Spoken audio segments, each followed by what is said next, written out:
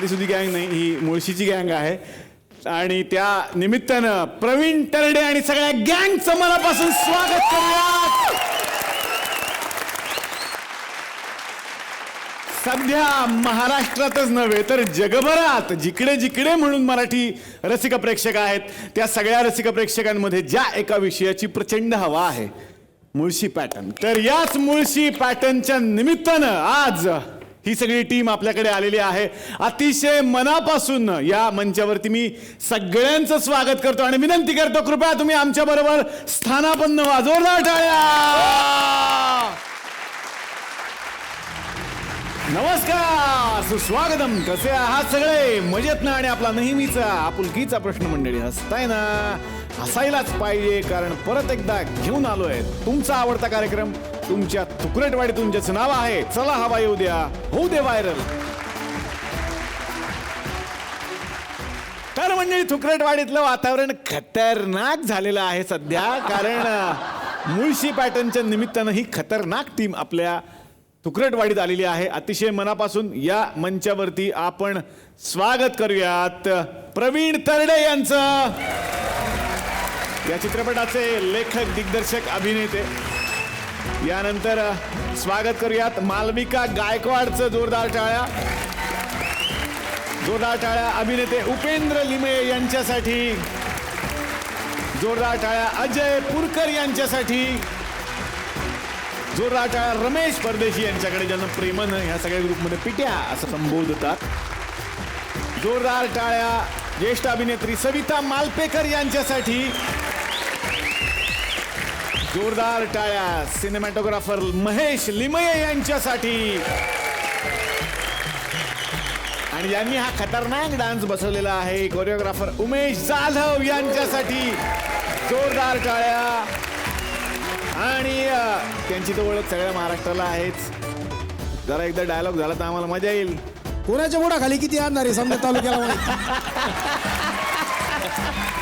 तालुका सांभाळायचा राहू द्या, आधी आपल्या बायका सांभाळा बनवायला. वा वा,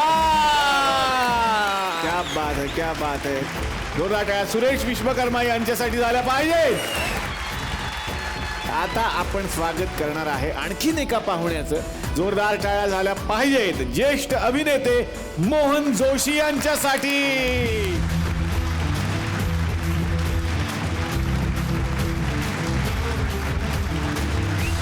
सर, स्वागत परत एकदा.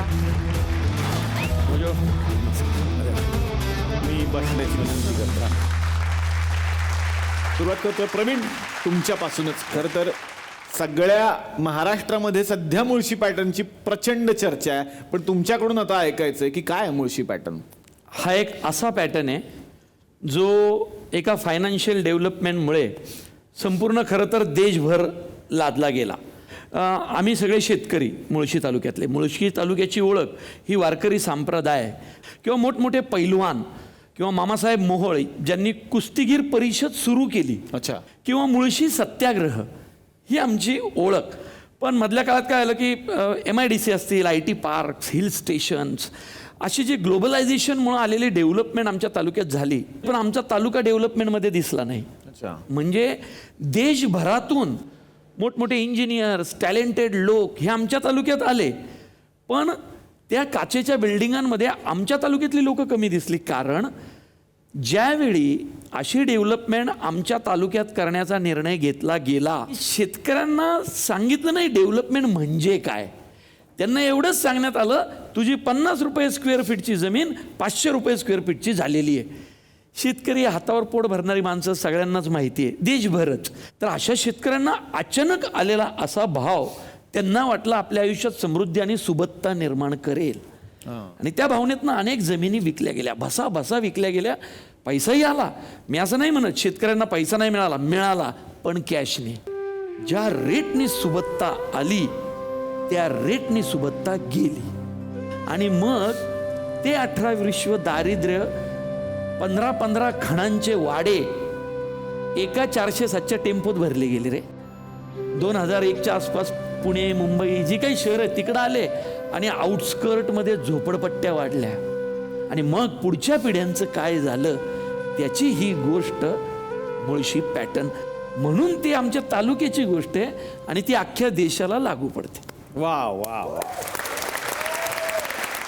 सिनेमा हा समाजाचा आरसा आहे असं नेहमीच म्हटलं जातं, पण मनोरंजनाच्या पलीकडे जाऊन थोडंसं अंजन कोणीतरी घातलं पाहिजे आणि मला वाटतं ते काम हा सिनेमा नक्कीच करेल. आणि या मुळशी पॅटर्नचा खरा अर्थ काय हे आता रिलीज झालाच सिनेमा, सगळ्यांना कळत असेल. तुम्हाला खरंच या यशासाठी खूप साऱ्या शुभेच्छा.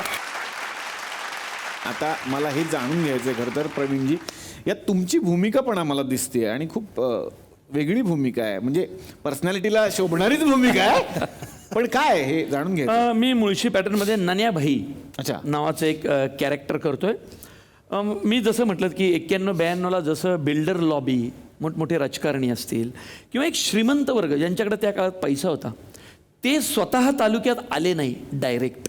कारण कसं आहे, तालुक्यामधले त्या लोक बावरली असती म्हणून त्यांनी तालुक्यातलेच काही लोक वापरले.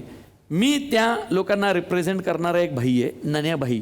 मी आयुष्यात पहिल्यांदाच नाचलोय. सर्व डान्स करणारे माझ्यासाठी देव. त्यानंतर आयडॉल, म्हणजे बोर्डात येणाऱ्या बोर्डात कसा एक पहिला यायचा मुलगा पुण्यात नाही का एक असतं, त्यांचं कसं आकर्षण असायचं, तेवढं आकर्षण नाचणाऱ्यांचं त्यानंतर, कारण इतकं ना भयानक येते. क्या बात. वा वा वा वा.